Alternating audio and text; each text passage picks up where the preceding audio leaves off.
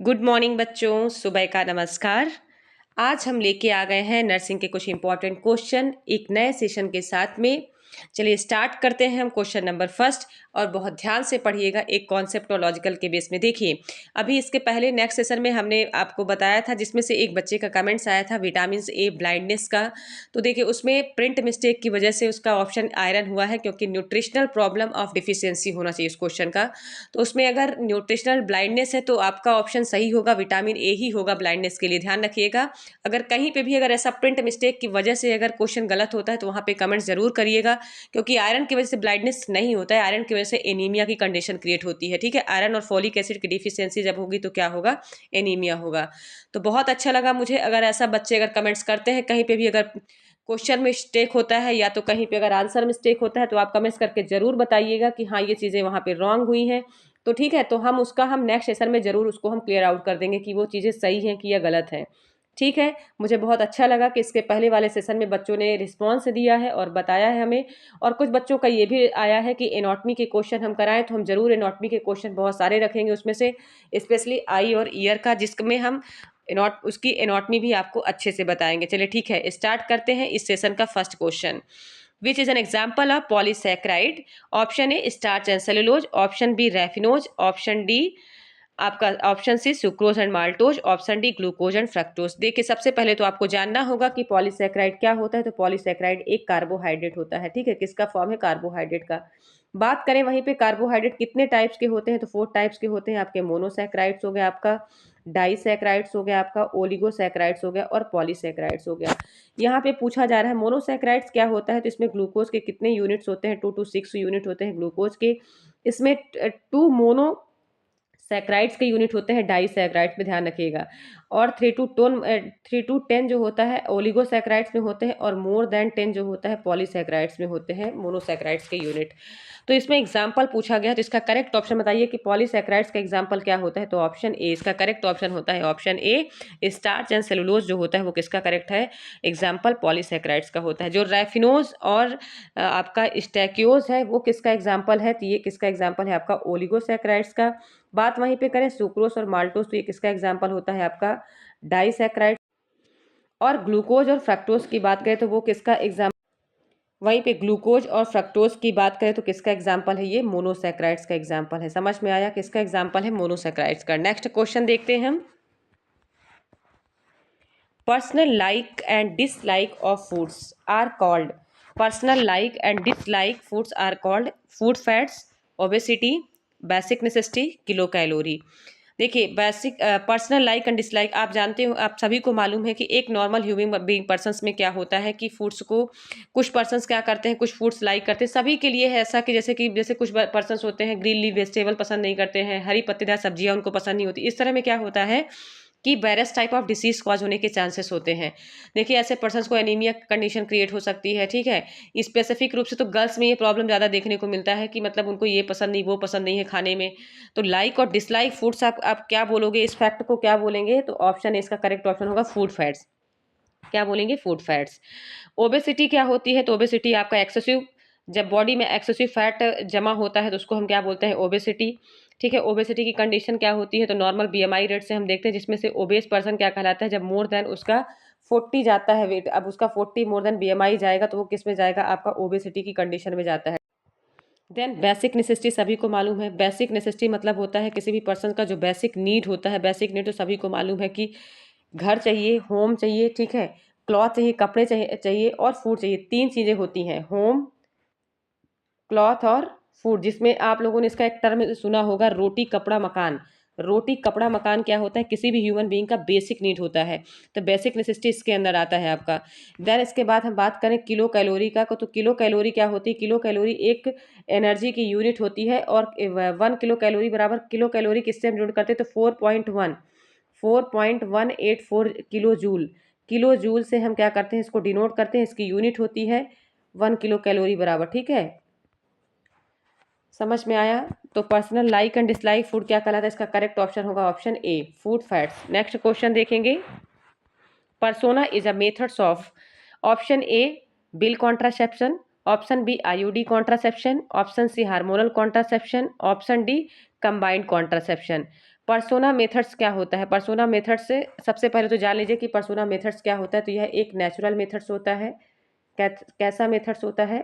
Natural natural methods होता है ये। और इसमें इसका करेक्ट ऑप्शन क्या होगा? Option A, pill contraception method. देखिए नेचुरल मेथड्स में तो तीन चीजें आती हैं। बीबीटी हो गया आपका, basal body temperature, pill contraception हो गया आपका, बिल कॉन्ट्रासेप्शन हो गया, और एक रिदम मेथड्स होता है। रिदम मेथड मतलब कैलेंडर मेथड, ध्यान रखिएगा, रिदम मेथड्स या कैलेंडर मेथड्स होगा आपका। तो इसमें क्या करते हैं कि ये कॉन्ट्रासेप्शन कैसा मेथड्स होता है कि बॉडी का टेम्परेचर या सर्वाइकल म्यूकस की थिकनेस देकर, या आपका बीबीटी होगा, बेसल बॉडी टेम्परेचर को देखकर जब ये जो कॉन्ट्रासेप्शन मेथड्स यूज करते हैं वो कैसा मेथड्स होगा? आपका पर्सोना मेथड्स कहलाएगा। इसको हम बोलते हैं नेचुरल मेथड, इसका दूसरा नाम नेचुरल मेथड्स होगा। अगर यहीं पे बात की जाए बिल कॉन्ट्रासेप्शन ना होकर नेचुरल मेथड्स अगर लिखा होता तो इसका most of the option correct जाता नेचुरल मेथड। लेकिन यहाँ पे बिल अगर दे दिया है तो वो किसका टाइप है? नेचुरल मेथड्स का ही टाइप है। समझ में आया? इसका करेक्ट ऑप्शन क्या होगा? ऑप्शन ए। आईयूडी की बात करें तो इंट्रायूट्राइन डिवाइस कॉन्ट्रासेप्शन हो गया, जिसमें से आपका अलग अलग आते हैं, जिसमें first generation, second generation, third generation, 3 generation की आईयूडी आती हैं। समझ में आया? देन इसके बात करें हार्मोनल कॉन्ट्रासेप्शन। हार्मोनल कॉन्ट्रासेप्शन क्या होता है आपका? हार्मोनल कॉन्ट्रासेप्शन जो मिनी पिल्स आता है आपका, हार्मोनल पिल्स आता है, वो आता है आपका हार्मोनल कॉन्ट्रासेप्शन। कंबाइंड पिल्स में आपका आ जाएगा मालाडी मालायन। ठीक है, समझ में आया? तो नेक्स्ट क्वेश्चन देखेंगे अब। Following vasectomy for family planning, a patient should be advised to use some other methods of contraception pills. अगर मान लीजिए कि कोई पर्सन, फैमिली प्लानिंग मेथड तो सभी को मालूम होगा। फैमिली प्लानिंग मेथड से कब लॉन्च किया गया ये सभी को मालूम है, 1952 में। देन वहीं पे बात करें फैमिली वेलफेयर प्रोग्राम तो कब लॉन्च किया गया? 1977 में। ठीक है। तो इसका क्वेश्चन क्या बोल रहा है देखिए, family following vasectomy for family planning a patient should be advise use some other methods of contraception pills. अगर कोई पर्सन मान लीजिए वैसेक्टोमी करवा के आता है, वैसेक्टोमी कैसा होता है? एक टर्मिनल मेथड्स होता है, इसको हम क्या बोलते हैं? Terminal method for male. Terminal methods, terminal methods बोल सकते हैं। किसके लिए होता है? ये मेल के लिए होता है। ध्यान रखिएगा, किसके लिए होता है? आपका मेल के लिए यूज किया जाता है वैसेक्टोमी, क्योंकि ट्यूबेक्टोमी जो होती है, ट्यूबेक्टोमी होती है फीमेल्स के लिए। ये भी ध्यान रखिएगा, ट्यूबेक्टोमी किसके लिए होती है? फीमेल्स के लिए। और जो वैसेक्टोमी होती है वो किसके लिए होती है? मेल्स के लिए। वैस डिफरेंस जो डक्ट होती है उसको कट किया जाता है, और क्योंकि उसमें से स्पर्म रिलीज होते हैं, और स्पर्म अगर रिलीज होकर किसमें अब बनता है? फिर जाइगोट बनता है ओवम के साथ में कर, तो इससे फर्टिलाइज होकर क्या बनता है? जाइगोट बनता है। तो वैसेक्टोमी का एक फैमिली प्लानिंग मेथड्स होता है मेल के लिए। और तो इसके लिए ये पूछा जा रहा है, क्वेश्चन में पूछा जा रहा है कि अगर कोई पर्सन से वैसेक्टोमी कराता है तो उसके लिए बेस्ट एडवाइस मेथड से क्या होगा? कॉन्ट्रासेप्शन पिल्स के लिए। तो क्या वो रिमूव करेगा? वैसेक्टोमी जो अगर हुई है तो क्या वो रिमूव करेगा? तो नहीं, फ्यूचर से रिमूव का कोई उसका कनेक्शन ही नहीं है। पेन कंप्लीटली क्या होगा? रिमूव होगा नहीं। 4 मंथ के लिए क्या करेगा? कौन सा मेथड्स यूज करेगा? तो इसमें 4 मंथ का कोई लॉजिक ही नहीं है। हाँ, इसका करेक्ट ऑप्शन होगा 3 मंथ। देखिए 3 मंथ तक क्या करना है उसको? सेक्सुअल इंटरकोर्स नहीं करना है, मतलब पार्टनर के साथ में कोई भी रिलेशनशिप उसको नहीं बनाना है, ताकि क्योंकि उस डक्ट में क्या रहते हैं? स्पर्म इजैकुलेट होते हैं, जिसमें 30 डेज तक क्या रहते हैं? 30 इजैकुलेशन उसमें प्रेजेंट होता है, जिससे क्या हो सकता है? प्रेगनेंसी कंसीव होने के चांसेस बन सकते हैं। तो 3 मंथ तक उसको सेक्सुअली इंटरकोर्स में कॉन्टेक्ट में नहीं आना है उसको पार्टनर के साथ में। ठीक है, तो ये इसका करेक्ट ऑप्शन क्या होगा? 3 मंथ। इसका बेस्ट मेथड से क्या होगा? कॉन्ट्रासेप्शन पिल्स का उसको 3 मंथ तक क्या करना है? उसको अवॉइड करके रखना है। समझ में आया? इसका करेक्ट ऑप्शन क्या होगा? Option A. Next question start करेंगे। Best method of contraception. Option A LNG, option B barrier method, option C abstinence, option D OCP. तो इसका करेक्ट ऑप्शन क्या होगा? जी हाँ, इसका करेक्ट ऑप्शन होगा option C, abstinence method. Abstinence method भी क्या होता है? एक प्रकार का नेचुरल मेथड्स होता है। इसके अंदर क्या किया जाता है? एब्स्टिनेंस मेथड एक प्रकार का नेचुरल मेथड्स होता है, जिसके अंदर क्या होगा कि जब पर्सन सेक्सुअल इंटरकोर्स पार्टनर के साथ में नहीं करता है, ठीक है, इजैकुलेशन वो विड्रॉवल करता है, बाहर करता है, तो ये क्या होता है? उसका एब्स्टिनेंस मेथड्स कहलाता है। तो बेस्ट मेथड्स पूछा गया है। एब्स्टिनेंस मेथड क्या होता है? बेस्ट मेथड कॉन्ट्रासेप्शन का मेथड्स होता है, इसको हम एब्स्टिनेंस बोलते हैं। इसमें 100% श्योरिटी है कि प्रेगनेंसी कंसीव होने। एवॉइड इंटरकोर्स आप बोल सकते हो, एवॉइड इंटरकोर्स, इसको बोलते हैं एवॉइड इंटरकोर्स। एवॉइड इंटरकोर्स आप इसको बोल सकते हो, एवॉइड इंटरकोर्स। 100% श्योरिटी होती है कि प्रेगनेंसी कंसीव होने के चांसेस इसमें नहीं होते हैं, इसलिए इसको बेस्ट माना गया है। एलएनजी बोले तो लिवेनोजेस्ट्रॉल, लिवोनोजेस्ट्रॉल क्या होता है? आपका आईयूडी होता है।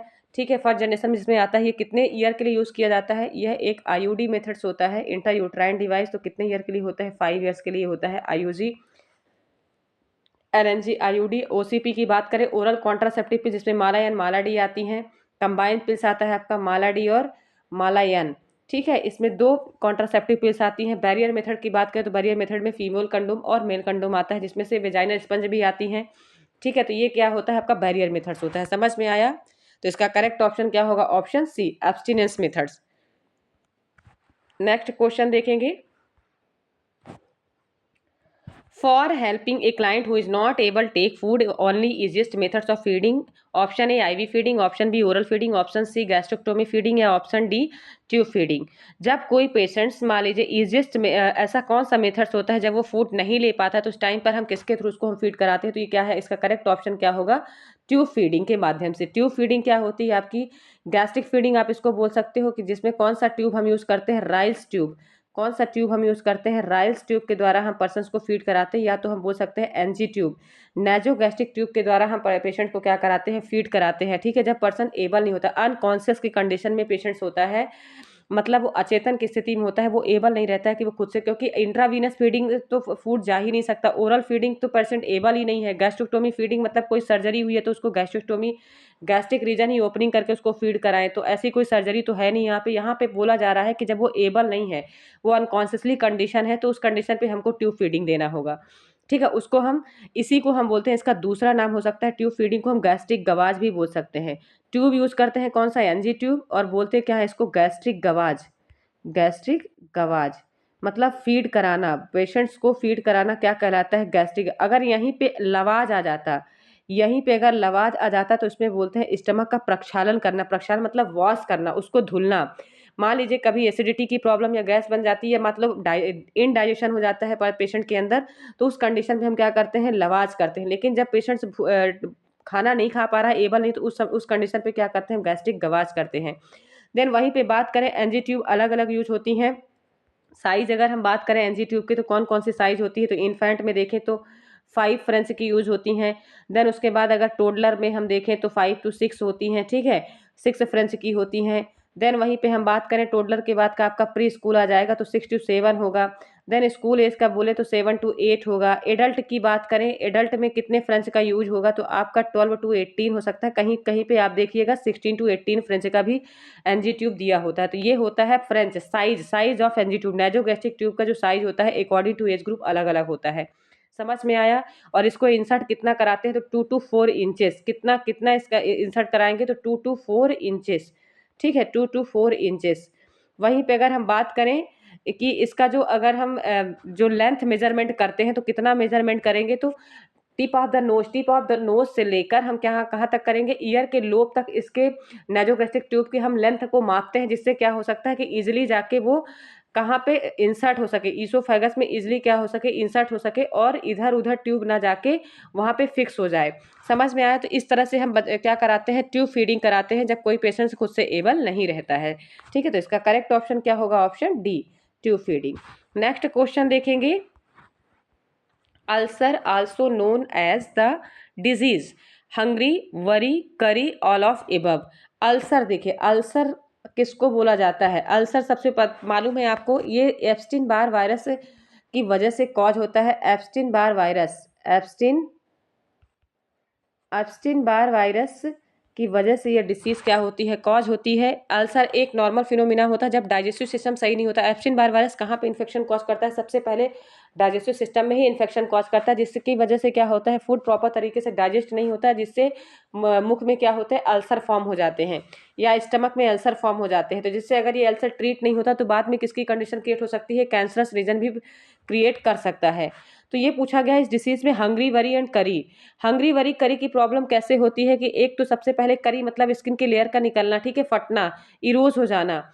वरी यानी कि डिप्रेशन, पेशेंट किस में जाएगा, डिप्रेशन में जाएगा या फ्रस्ट्रेट होगा, उसको हमेशा चिंता बनी रहेगी, क्योंकि अगर प्रॉपर तरीके से डाइट नहीं लेगा तो उसकी बॉडी वीक होती जाएगी। तो एक तो वो वरी रहेगा, और हंग्री, हमेशा भूखा रहेगा, क्योंकि वो प्रॉपर तरीके से खा नहीं पा रहा है, इरिटेट हो रहा है, उसको बर्निंग सेंसेशन फील हो रहा है अल्सर में, ठीक है, घाव बने हुए हैं तो उसको जल रहा है, कुछ खाता है तो उसको जल रहा है, तो प्रॉपर तरीके से खा नहीं पाएगा। तो ये तीनों कंडीशन क्रिएट होती है किसमें, आपके अल्सर में। तो all of the above, hungry worry करी किसमें होता है, अल्सर डिसीज में आया। समझ में आया? तो इसका नेक्स्ट ऑप्शन, इसका करेक्ट ऑप्शन क्या होगा आपका, ऑल ऑफ द एबव।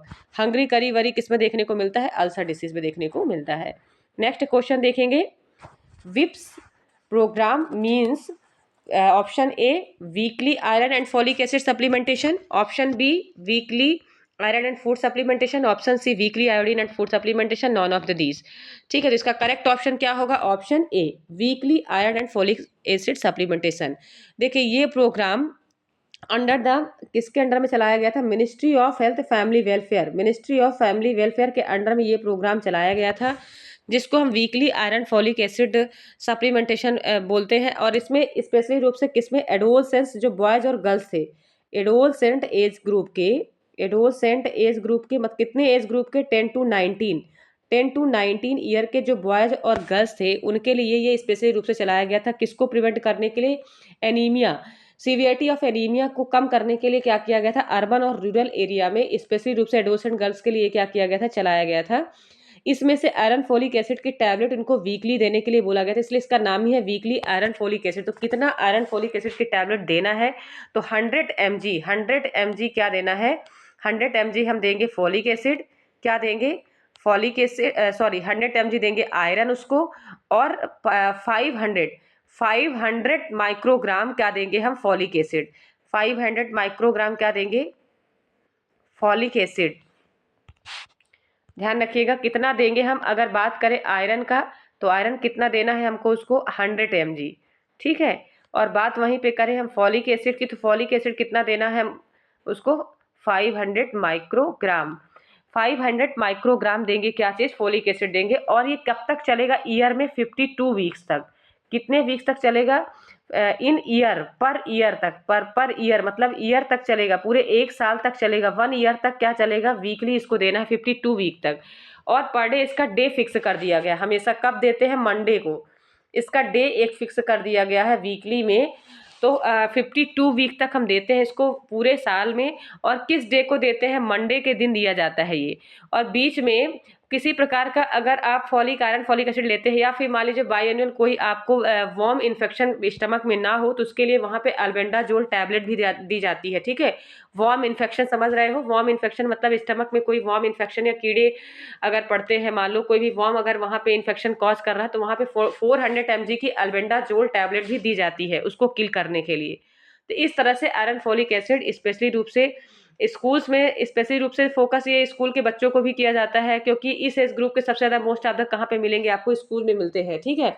तो वीकली जो प्रोग्राम चलाने का मतलब है, उसका मतलब क्या था कि weekly iron folic acid supplementation जो एडोलसेंस गर्ल हैं स्पेशली रूप से, तो उनको क्या किया जाए, उनमें एनीमिया की कंडीशन को प्रिवेंट करने के लिए ये जो सप्लीमेंटेशन दिया जाता है स्पेशली रूप से उसको प्रिवेंट करने के लिए दिया जाता है। समझ में आया? तो इसका करेक्ट ऑप्शन क्या होगा, ऑप्शन ए, ठीक है, इसका करेक्ट ऑप्शन होगा ऑप्शन ए। नेक्स्ट क्वेश्चन देखेंगे, integrated child development services scheme launch, integrated child development services scheme launch, ये स्कीम कब लॉन्च की गई थी? तो इसका करेक्ट ऑप्शन होगा 1975, इसका करेक्ट ऑप्शन 1975। देखिए 1962 में क्या हुआ था आपका, ट्यूबरक्लोसिस कंट्रोल प्रोग्राम या ग्वाइटर कंट्रोल प्रोग्राम क्या किया गया था, 1962 में चलाया गया था। 1970 में क्या चलाया गया था आपका, विटामिन ए प्रोफिलैक्सिस प्रोग्राम चलाया गया था, विटामिन ए प्रोफिलैक्सिस प्रोग्राम 1970 में चलाया गया, ठीक है। देन वहीं पे बात करें ग्वाइटर कंट्रोल प्रोग्राम कब चलाया गया था, goitre control, goitre control program चलाया गया था 1962 में। और 1987 में आपका मेंटल हेल्थ एक्ट जो चलाया गया था, mental health act, mental health act कब चलाया गया था आपका, 1987 में। Mental health act, mental health act कब आया था, तो 1987 में, ध्यान रखिएगा। मेंटल हेल्थ एक्ट जो आया था वो कब आया था आपका 1987 में लॉन्च हुआ था। तो इंटीग्रेटेड चाइल्ड डेवलपमेंट सर्विसेज का जो चलाने का स्पेशली जो वर्क था वो किसके लिए था, वुमेन्स को वेलफेयर करना, ठीक है, सोशल वुमेन्स को वेलफेयर करना। कैसे करेंगे, सप्लीमेंटेशन न्यूट्रिशन, क्या क्या चीज़ें उसमें स्पेशली देखेंगे तो उनका हेल्थ चेकअप करके, आईसीडीएस के अंदर क्या क्या देखेंगे, हेल्थ चेकअप करेंगे, ठीक है, इम्यूनाइजेशन करेंगे, इम्यूनाइजेशन स्पेशली रूप से, ठीक है, सप्लीमेंटेशन न्यूट्रिशन देंगे, सप्लीमेंटेशन न्यूट्रिशन देंगे, मेडिकल रेफरेंस सर्विसेज प्रोवाइड करेंगे और न्यूट्रिशनल हेल्थ एजुकेशन प्रोवाइड करेंगे किसको, फीमेल्स को, और अप टू 6 ईयर तक के बच्चों को स्पेसिफिक रूप से जो फोकस किया गया था, तो चिल्ड्रंस अप टू 6 ईयर तक के एज ग्रुप के बच्चों को, अर्बन और रूरल एरिया में रहने वाले बच्चे और प्रेग्नेंट लेडी के लिए स्पेसिफिक फोकस किया गया था इस प्रोग्राम के अंतर्गत। समझ में आया। तो integrated child development services scheme कब स्टार्ट की गई थी, तो 1975 में लॉन्च की गई थी। नेक्स्ट क्वेश्चन देखेंगे, code of ethics for nurses in India 2006 is given by which of the following organization. Code of ethics, code of ethics सब लोगों ने पढ़ा होगा फंडामेंटल में। कोड ऑफ एथिक्स, एथिक्स मतलब क्या होता है, यह ग्रीक वर्ड से लिया गया है, एथोस वर्ड से। किससे लिया गया है, एथोस, एथोस वर्ड से लिया गया है, जिसका मतलब होता है रूल्स एंड रेगुलेशन। इसका मतलब क्या होता है आपका, रूल्स एंड रेगुलेशन, ठीक है, क्या बोलेंगे इसको, रूल्स एंड रेगुलेशन। तो ये ग्रीक वर्ड से इसका मतलब क्या होगा, रूल्स रेगुलेशन, रूल्स रेगुलेशन, ठीक है, एथोस वर्ड से लिया गया है ये, इसका मतलब होता है रूल्स रेगुलेशन। पूछा गया है कि 2006 में दिया गया था ये वर्ड, तो कहाँ ये वर्ड जो कौन से ऑर्गेनाइजेशन में कोड ऑफ एथिक्स नर्सेस दिया गया था, तो इंडियन नर्सेस एसोसिएशन में दिया गया, या इंडियन नर्सिंग काउंसिल में दिया गया, या train nursing association of India में दिया गया, कि nursing research society of India में दिया गया। तो इसका करेक्ट ऑप्शन क्या होगा, option B, Indian nursing council के अंदर, आईएनसी के अकॉर्डिंग, इंडियन नर्सिंग काउंसिल के अकॉर्डिंग क्या किया गया था, ये वर्ड 2006 में कोड ऑफ एथिक्स दिया गया था। इस ऑर्गेनाइजेशन के अंडर में क्या किया गया था, ये वर्ड दिया गया था। समझ में आया, ठीक है। नेक्स्ट क्वेश्चन देखेंगे, the compound that are added of food for imparting flavour or taste called. The compound of that are added to food for imparting flavour taste are called prebiotic, probiotic, xenobiotic, endobiotic. देखिए, biotic मतलब होता है किसी भी live person से related, biotic मतलब होता है लाइव पर्सन, ठीक है। तो बात ये कि यहाँ पे बात हो रही है उस बायोटिक का मतलब नहीं, यहाँ पे फूड से रिलेटेड बायोटिक है आपका। तो जहाँ पे फ्लेवर है टेस्ट, जब आप किसी खाद्य पदार्थ में कोई फ्लेवर, जैसे बोलते हैं ना कि इस फ्लेवर का हम बना रहे हैं, मैंगो फ्लेवर्स का हो गया, या पाइनएप्पल फ्लेवर्स का हम कस्टर्ड बना रहे हैं, तो इस तरह से जब किसी फ्लेवर को हम रखते हैं फूड आइटम्स में, तो उस टर्म को हम क्या बोलते हैं, तो उसको हम क्या बोलें, उसका करेक्ट ऑप्शन क्या कहलाएगा आपका, ऑप्शन सी, जीनोबायोटिक। उसको हम क्या बोलते हैं, जीनोबायोटिक। प्रीबायोटिक, प्रोबायोटिक, ये ऐसे ऑप्शन होते हैं जैसे कि आप देखते हो कि पिकल्स वगैरह बनाते हो, या बाहर से कोई भी ऐसा सब्सटेंस लेके आते हो जिससे वो खराब नहीं हो, तो इस तरह से वो क्या कहलाता है आपका, प्रीबायोटिक कहलाता है। मतलब कोई अगर मेडिकल सब्सटेंस लेकर आप उसको प्रिजर्व करते हो वो प्रीबायोटिक कहलाएगा। तो इस प्रकार से टेस्ट का जो फ्लेवर बनाते हो वो क्या कहलाता है आपका, जीनोबायोटिक। और एंडोबायोटिक ऐसा कोई टर्म ही नहीं होता है, एंडोबायोटिक, ठीक है, एंडो यानी तो पूरी तरह से खत्म होगा, वो एंडोबायोटिक कहलाएगा। लेकिन जीनोबायोटिक क्या होता है आपका, फ्लेवर और टेस्ट, जो फूड में फ्लेवर और टेस्ट के लिए यूज किया जाता है उसको हम क्या बोलेंगे, जीनोबायोटिक। तो इसका करेक्ट ऑप्शन क्या होगा, option C, xenobiotic. Next question देखेंगे, toxic shock syndrome caused by, toxic shock syndrome caused by, option A staphylococcus, option B pneumococcus, option C meningococcus, option D streptococcus. देखिए, टॉक्सिक शॉक सिंड्रोम कौन सा bacteria cause करता है, तो इसका correct option होगा option A, staphylococcus. जो aureus bacteria होता है वो क्या करता है, टॉक्सिक शॉक सिंड्रोम कॉज करता है। देखिए, शॉक सिंड्रोम मतलब होता है टॉक्सिक, यानी होता है पॉइजन। शॉक सिंड्रोम मतलब वेरियस टाइप ऑफ डिसीज का प्रेजेंस होना, जैसे कि डायरिया हो गया, या स्किन इन्फेक्शन हो गया, या हार्ट में प्रॉब्लम हो गया, ठीक है। तो बहुत सारी डिसीज एक साथ जब प्रेजेंट हो जाती है तो उसको हम बोलते हैं टॉक्सिक शॉक सिंड्रोम। तो किसकी वजह से होता है, ये स्टेफलोकोकस बैक्टीरिया की वजह से ये प्रॉब्लम क्रिएट होती है। इसका करेक्ट ऑप्शन होगा ऑप्शन ए, स्टेफलोकोकस। देन इसके बाद हम नेक्स्ट क्वेश्चन देखेंगे, organism which is risk factor for the occurrence of gastric cancer. कौन सा ऑर्गेनिज्म होता है जो गैस्ट्रिक कैंसर को बोलना चाहिए कि कॉज करता है, या अकरेंस मतलब उपस्थित होता है, गैस्ट्रिक कैंसर के लिए रिस्पॉन्सिबल होता है। तो इसका करेक्ट ऑप्शन क्या होगा, एसपीवी। इसका फुल फॉर्म होता है ह्यूमन पैपिलोमा वायरस, ध्यान रखिएगा, एसपीवी का फुल फॉर्म होगा human papilloma virus, Epstein Barr virus, Helicobacter pylori, या नन ऑफ दिस। तो इसका करेक्ट ऑप्शन क्या होगा, ऑप्शन सी, एस पाइलोरी जो होता है, हेलिकोबैक्टर जो बैक्टीरिया होता है वो ऑर्गेनिज्म क्या करता है, गैस्ट्रिक कैंसर को क्रिएट करता है। ठीक है, क्या करेगा ये, गैस्ट्रिक कैंसर क्रिएट करता है। ठीक है, और ह्यूमन पैपिलोमा वायरस क्या करता है, सर्वाइकल कैंसर। ध्यान रखिएगा, सर्विक्स में जो कैंसर होता है, सर्वाइकल कैंसर के लिए कौन सा वायरस रिस्पॉन्सिबल होता है आपका, सर्वाइकल कैंसर। सर्वाइकल कैंसर के लिए रिस्पॉन्सिबल वायरस होगा human papilloma. Epstein Barr virus ulcer वगैरह के लिए होता है, अल्सर। अल्सर के बाद ये cancer most of the testing bar virus ulcer form होता है। हेलिकोबैक्टर गैस्ट्रिक कैंसर के लिए होता है, गैस्ट्रिक कैंसर के लिए क्या होता है, हेलिकोबैक्टर। तो इसका करेक्ट ऑप्शन होगा ऑप्शन सी।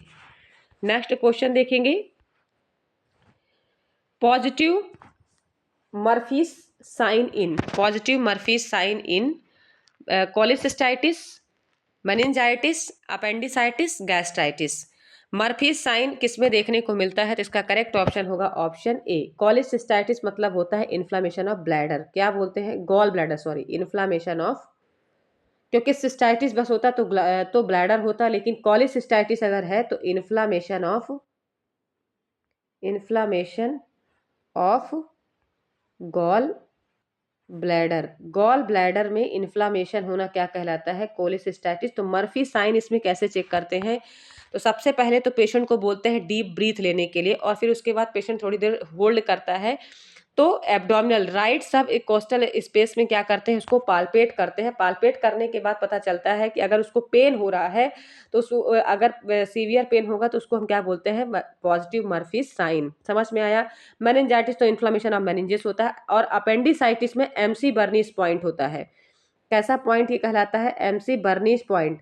ध्यान रखिएगा, अगर क्वेश्चन में ये भी क्वेश्चन पूछा गया हुआ है, ठीक है, एमसी बर्नीस पॉइंट कहाँ देखने को मिलता है, तो कहाँ देखने को मिलता है, अपेंडिसाइटिस में। ठीक है, अपेंडिसाइटिस में एमसी बर्नीस पॉइंट देखने को मिलता है। गैस्ट्राइटिक तो इन्फ्लामेशन ऑफ गैस्ट्रिक रीजन। समझ में आया, तो इसका करेक्ट ऑप्शन होगा option A, cholecystitis. Next question देखेंगे, the following are the triad symptom in disease except, the following are the triad symptom in mania disease, mania disease except, mania disease except. ठीक है, option A vertigo, option B hearing loss, option C tinnitus. देखिए इसका correct option क्या होगा, जो mania disease होती है तो ये कहाँ पे होने वाली डिसीज होती है, तो ये ईयर में होने वाली डिसीज है। कैसी डिसीज है ये, ईयर में होने वाला है। ठीक है, ईयर डिसीज है, कान में होने वाली डिसीज है। मैनिया डिसीज जो होती है कान में होने वाली डिसीज है, ध्यान रखिएगा, ईयर में होने वाली डिसीज होती है। इसमें पूछा जा रहा है कि सारे जो सिम्टम होते हैं, ट्रेड जो सिम्टम देखने को मिलते हैं, ईयर में डिसीज होती है ये, और ये जो सिम्टम होते हैं इसमें से तो सभी होते हैं, केवल एक को छोड़कर, एक्सेप्ट वर्ड आया, ध्यान रखिएगा, एक को छोड़कर। तो वर्टिगो भी होता है, हियरिंग लॉस भी होता है, टिनिटस भी होता है, लेकिन कोलिस्टियोमा बस नहीं होता है। इसका करेक्ट ऑप्शन क्या होगा, ऑप्शन डी। इसका करेक्ट ऑप्शन क्या होगा, ऑप्शन डी। कैसे, वर्टिगो यानी होता है चक्कर आना, हियरिंग लॉस मतलब जब मैनिया डिसीज होती है किसी को, किसी भी पेशेंट को मैनिया डिसीज होगी तो सबसे पहले तो क्या होगा, उसको हियरिंग लॉस की प्रॉब्लम आएगी, क्योंकि जब टिम्पैनिक मेम्ब्रेन पूरी तरह से वाइब्रेट होकर साउंड्स को पहुंचाएगी ही नहीं, जब वेस्टिबुलो कॉक्लियर जो होता है, जो इनर ईयर होता है, स्पेसिफिक रूप से मिडिल और इनर ईयर होता है, साउंड अगर वहां पे पास आउट होगा ही नहीं तो क्या होगा, हियरिंग लॉस की प्रॉब्लम आ जाएगी। ठीक है, मैनिया डिसीज समझ में आया। ठीक है, तो टिनाइटस मतलब कानों में घंटियों की आवाज सुनाई देगी, उसको हम टिनिटस, रिंगिंग सेंसेशन बोलते हैं। और कोलेस्टियोमा जैसी कोई प्रॉब्लम वहां पे क्रिएट ही नहीं होती है ईयर्स में। तो इसका करेक्ट ऑप्शन क्या होगा, ऑप्शन डी। इसका करेक्ट ऑप्शन होगा ऑप्शन डी, कोलेस्टियोमा वहां पे नहीं प्रेजेंट होता, केवल वर्टिगो, हियरिंग लॉस और टिनिटस की प्रॉब्लम देखने को मिलती है। समझ में आया। और ये किसकी डिसीज है, ईयर की, कानों की डिसीज है, ध्यान रखना। नेक्स्ट क्वेश्चन देखेंगे, pearl index, pearl index rate is defined as, pearl index rate is defined as option A accidental pregnancy per 1000 women year of exposure, option B accidental pregnancy per 100 women year of exposure, option C accidental pregnancy per 200 women year of exposure, option D accidental pregnancy are per 300 women's पर exposure. ठीक है, देखिए इसमें क्या पूछा जा रहा है कि पर्ल इंडेक्स रेट क्या होता है। Pearl index rate is defined as accidental pregnancy are 1000 women year of exposure होता है, या accidental pregnancy per year 100 women year exposure होता है, या एक्सीडेंटल प्रेगनेंसी पर 200 वुमेन ईयर ऑफ एक्सपोजर होता है, या एक्सीडेंटल प्रेगनेंसीज पर 300 वुमेन ईयर एक्सपोजर होता है। तो पर्ल इंडेक्स क्या होता है, सबसे पहले तो इसको जानिए। तो पर्ल इंडेक्स क्या होता है आपका? पर्ल इंडेक्स एक ऐसा रेट होता है जिसमें क्या करते हैं, कॉन्ट्रासेप्शन की फेलर रेट को देखा जाता है। पर्ल इंडेक्स क्या होगा आपका? जो कॉन्ट्रासेप्शन का फेलर रेट होता है, ध्यान दीजिएगा, पर्ल इंडेक्स रेट। और ये भी ध्यान रखिए, जहां पे पर्ल इंडेक्स बस केवल पर्ल दिया होगा, क्या दिया होगा? पर्ल। तो पर्ल क्या होता है? एक ओरल कॉन्ट्रासेप्टिव पिल्स होता है, ओसीपी होता है, ध्यान रखिएगा। पर्ल जो होता है वो क्या होता है आपका? एक साइक्लोन ओरल कॉन्ट्रासेप्टिव पिल्स होता है, जिसमें से दो हार्मोन्स क्या होते हैं, मिक्स होते हैं, जिसमें एस्ट्रोजन और प्रोजेस्टेरॉन क्या होते हैं, ये एस्ट्रोजन और प्रोजेस्टेरॉन दो हार्मोन्स इसमें कंबाइन होते हैं। ध्यान रखिएगा कौन कौन से? एस्ट्रोजन और प्रोजेस्टेरॉन, जो क्या करते हैं, सर्वाइकल के थिकनेस और स्पर्म की मोटिलिटी को क्या करते हैं, इनहिबिट करते हैं। किसको? सर्वाइकल की थिकनेस को, सर्वाइकल म्यूकस की थिकनेस को, सर्वाइकल म्यूकस की थिकनेस को, और किसको करते हैं ये? स्पर्म की मोटिलिटी को, स्पर्म की मोटिलिटी को क्या करते हैं, ये इनहिबिट करते हैं। ध्यान रखिएगा, स्पर्म मोटिलिटी को क्या करेंगे, ये इनहिबिट करेंगे। ठीक है, इनहिबिट करते हैं। तो ये क्या कहलाता है आपका? पर्ल। अगर पर्ल वर्ड खाली आता है, इंडेक्स रेट अगर नहीं पूछता है, तो वो क्या कहलाएगा आपका? ओरल कॉन्ट्रासेप्टिव पिल्स कहलाएगा। समझ में आया? और इसमें किस हार्मोन्स का कॉम्बिनेशन रहेगा? तो एस्ट्रोजन और प्रोजेस्टेरॉन हार्मोन्स का क्या रहेगा? कॉम्बिनेशन रहेगा। इस क्वेश्चन में ये पूछा गया है कि आपको ये बताना है यहाँ पे कि एक्सीडेंटल प्रेगनेंसीज पर इसका करेक्ट ऑप्शन पहले चूज करिए, कौन सा होगा इसका? ऑप्शन बी इसका करेक्ट ऑप्शन होगा। Accidental pregnancies per 100 women per year of exposure. Pearl index rate is defined as the accidental pregnancies per 100 women year of exposure. ठीक है, तो सबसे पहले तो आपको जानना होगा कि पर्ल इंडेक्स रेट क्या होता है। पर्ल इंडेक्स रेट क्या होता है? तो किसी भी कॉन्ट्रासेप्शल की जो फेलर रेट को बताने वाली जो रेट होती है, वो क्या कहलाती है आपकी? पर्ल इंडेक्स रेट कहलाती है। किसी भी कॉन्ट्रासेप्शन की जो फेलर रेट को बताने वाली होती है, वो क्या होती है? Pearl index. थोड़ा सा इसको अच्छे से समझिएगा, क्योंकि ये क्वेश्चन पूछा हुआ गया है, तो इसको थोड़ा डीप समझिएगा। पर्ल इंडेक्स से हम आपको थोड़ा सा इसको फॉर्मूला बेस में आपको समझाने की कोशिश करेंगे कि पर्ल इंडेक्स होता क्या है। सॉरी।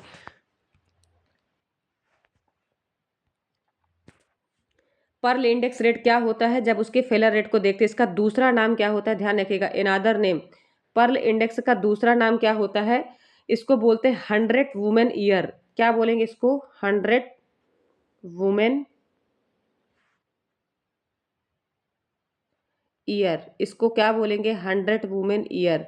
ध्यान रखिएगा, और इसका करेक्ट ऑप्शन आपका ऑप्शन बी होगा। कैसे हम इसको निकालते हैं? इसका जो फॉर्मूला है, इसका फॉर्मूला भी समझ के रखिएगा कि फॉर्मूला क्या होता है। सबसे पहले इसका जो फॉर्मूला होता है, accidental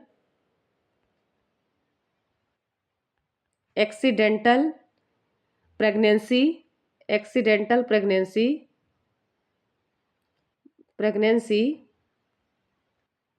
upon sexual exposure time, sexual exposure time into 1200 accidental pregnancies upon sexual exposure time. Time आपका मंथ में आएगा। ध्यान रखिएगा, जो टाइमिंग आप वहां पे लिखोगे, वो टाइमिंग क्या आएगा आपका? मंथ में आएगा, और इंटू 1200। इसको निकालेंगे कैसे? तो ये भी मैं अभी आपको बताऊंगी फॉर एग्जाम्पल के बेस में कि कैसे इसको निकालेंगे आप। 100 वुमेन्स जो आपका ये ईयर कहलाता है, इसमें क्या होता है कि ये ऐसा इंडेक्स रेट होता है कि कॉन्ट्रासेप्शन जो रेट फेल हो जाती है उसका पता लगाने के लिए। जैसे कि मान लीजिए कि बहुत सारे ओरल कॉन्ट्रासेप्टिव पिल्स अगर यूज़ करते हैं, ठीक है, अगर मिनी पिल्स यूज़ करते हैं, तो वो हम पर्ल इंडेक्स के थ्रू पता करते हैं कि किसी भी कॉन्ट्रासेप्शन की जो फेलर रेट होती है वो कितनी है। तो उसका हम पर ईयर के थ्रू क्या करते हैं? इस पर्ल इंडेक्स रेट के थ्रू हम पता करते हैं। तो ये एक एक्सीडेंटल प्रेगनेंसी रेट होती है, जिसमें वुमेन का पर ईयर क्या करते हैं? इस रेट को पता करते हैं। तो इसका हम एक आपको थोड़ा सा निकाल के दिखाते हैं कि जैसे मान लीजिए फॉर एग्जाम्पल अगर 20 मंथ तक अगर कोई भी फीमेल्स क्या करती है, क्वेश्चन हम आपको बताते हैं कि 20 मंथ तक कोई फीमेल अगर ओरल कॉन्ट्रासेप्टिव ले रही है, क्या ले रही है? ओरल कॉन्ट्रासेप्टिव ले रही है, ओसीपी ले रही है, तो अगर उसकी प्रेगनेंसी बिलो, ठीक है, कितने मंथ तक चलेगा? 5, मान लो कि ये बोलना चाहिए कि ऐसा बोलना चाहिए कि जो एक्सीडेंटल प्रेगनेंसीज को जो केस आते हैं उसके 20 मंथ तक तो उसने क्या किया, ओसीपी लिया, ठीक है। 5 बिकम प्रेग्नेंट हुई, 5 बार फॉर एग्जाम्पल, या 6 टाइम, मान लो कि 6 टाइम या 5 टाइम वो क्या हुई, प्रेग्नेंट हुई। तो टाइमिंग क्या हो गया उसका, मैंने बोला था आपको कि टाइम क्या करना है आपको, फाइमिंग एक्सीडेंटल आ जाएगा। एक्सीडेंटल प्रेगनेंसी वो कितनी बार हुई, 5 टाइम, या 5 बिकम आप बोल सकते हो प्रेग्नेंट। प्रेग्नेंट कितना हुई, 5 प्रेगनेंसी। एक्सीडेंटल प्रेगनेंसी कितना हुई उसकी, 5। मतलब अगर कोई महिला 20 मंथ तक या 20 मंथ तक ओरल कॉन्ट्रासेप्टिव पिल्स लेती है और उस पिल्स के लेने के दौरान में अगर वो 5 बार प्रेगनेंसी उसको कंसीव हो जाती है प्रेगनेंसी, ठीक है, वो उसका एक्सीडेंटल प्रेगनेंसी कहलाएगा। तो उसका जो पर्ल इंडेक्स रेट है उसको हम किस बेस में निकालेंगे, तो सबसे पहले तो आपको निकालना 100 वुमेन पर ईयर लिया जाता है, 100 वुमेन पर ईयर लिया जाएगा, ठीक है। तो अगर 100 वुमेन हम अगर लेते हैं उसमें से, तो मान लीजिए अगर 100 वुमेन्स का रेशियो अगर हम निकालेंगे, उसमें से 100 वुमेन्स का अगर रेशियो निकाला जाता है, तो इसको हम कैसे निकालेंगे, मैंने आपको बताया था कि एक्सीडेंटल प्रेगनेंसी, तो एक्सीडेंटल प्रेगनेंसी कितनी हो गई हमारी, 5। कितनी हो गई, 5 अपॉन हमारा टाइमिंग कितना हो गया, 20 मंथ से वो ओरल कॉन्ट्रासेप्टिव पिल्स यूज कर रही है, इनटू सॉरी अपॉन 20, और कितने वुमेन्स हम ले रहे हैं, 100, ठीक है। और कितना मल्टीप्लाई का मैंने आपको बताया था, 1200, ठीक है। अब इसको कट करिए, कितना आ रहा है, ठीक है, 0 0 आपने कट कर दिया, कितना बचा, 12 5 जा 60, कितना हुआ, 12 5 जा, अब 12 5 जा 60 इक्वल टू 60 अपॉन 20, अब 23 जा 60, कितना आया इसका आंसर, 3। तो इसका जो पर्ल इंडेक्स रेट है तो इसका करेक्ट ऑप्शन क्या निकलेगा, 3।